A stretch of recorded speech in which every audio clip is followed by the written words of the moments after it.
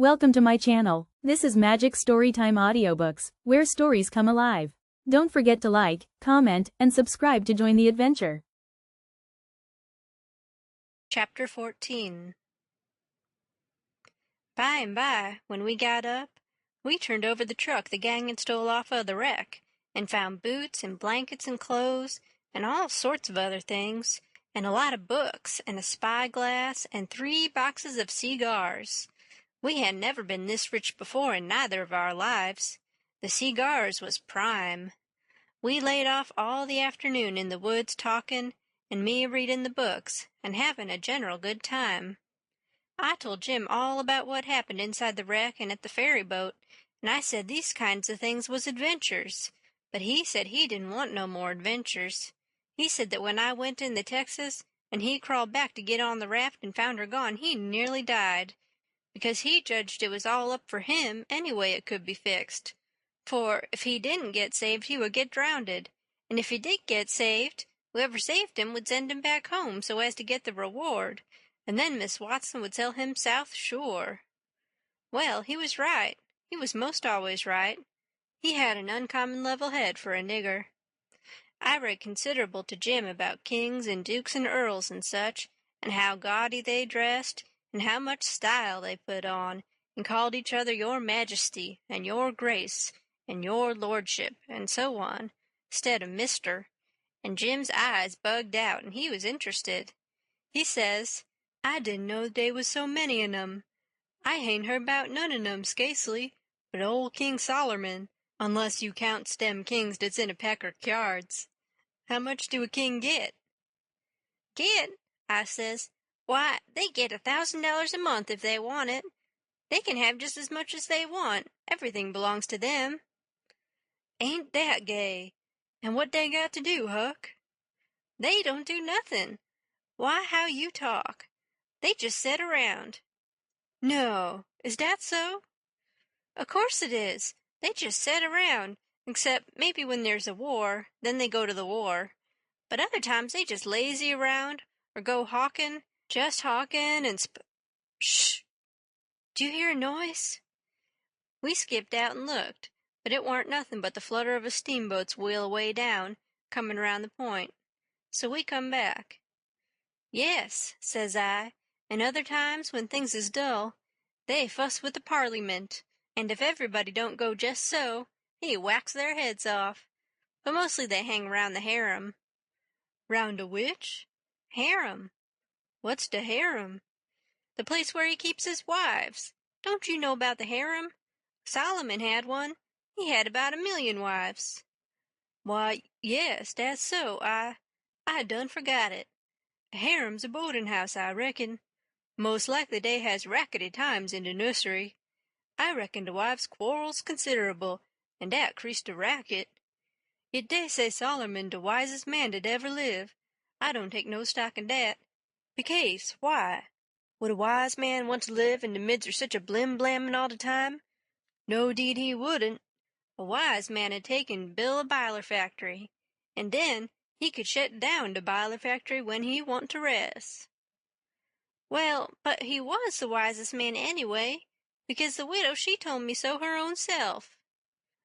I don't keer what the widow say. He warn't no wise man nuther. He had some of the dad-fetchedest ways I ever see. Does you know 'bout dat child that he is gwine to chop in two? Yes, the widow told me all about it. Well, den, warn't dat the beatin'est notion in the world? You just take and look at it a minute. Dat's the stump dere.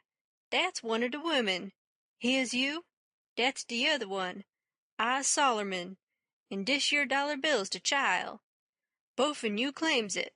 What does I do? Does I shin around amongst de neighbors and find out which on you de bill do belong to, and hand it over to de right one all safe and sound, de way dat anybody dat had any gumption would?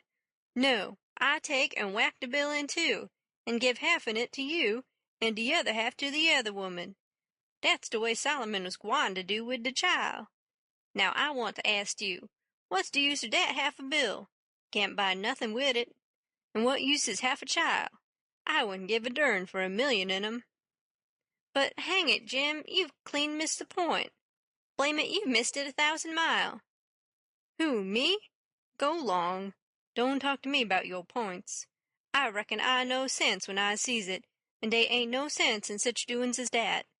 Dispute warn't about half a child, dispute was about a whole child, and de man that think he can settle a dispute about a whole child wid a half a child don't know enough to come in out in de rain. Don't talk to me about Sollerman, Huck. I knows him by de back. But I tell you, you don't get the point.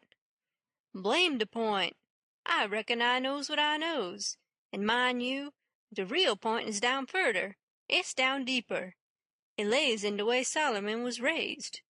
You take a man that's got only 1 or 2 chillun. Is dat man gwine to be wasteful of chillun? No, he ain't. He can't afford it. He know how to value 'em.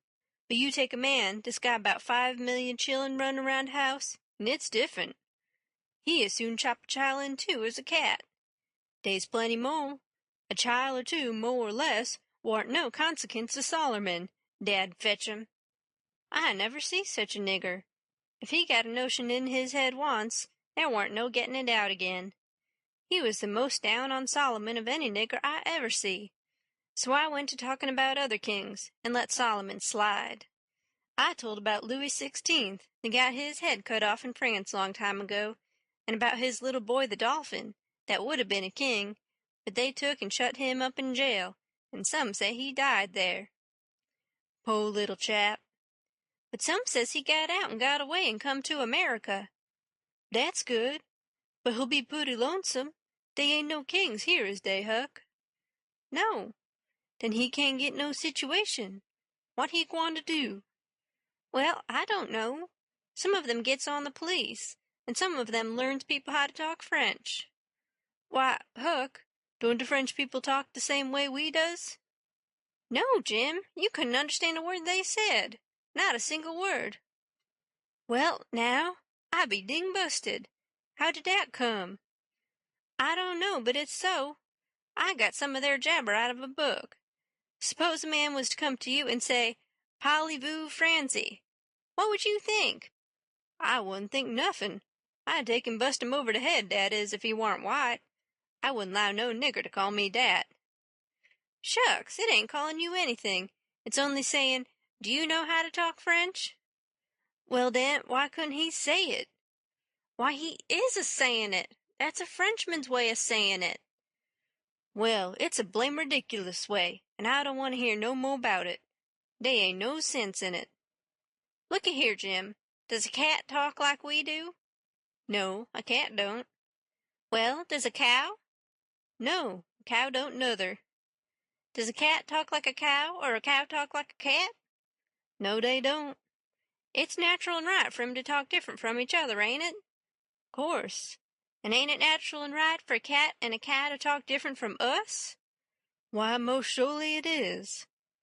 Well, then, why ain't it natural and right for a Frenchman to talk different from us? You answer me that. Is a cat a man, Huck?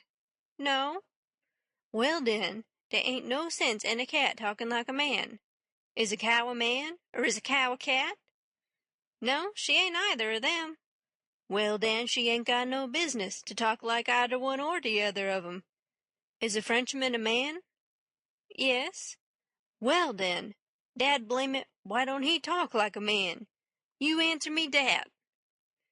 I see it warn't no use wasting words. You can't learn a nigger to argue. So I quit. Thank you so much for watching. If you enjoyed the story, don't forget to hit like and leave a comment. And of course, subscribe to Magic Storytime Audiobooks for more magical adventures.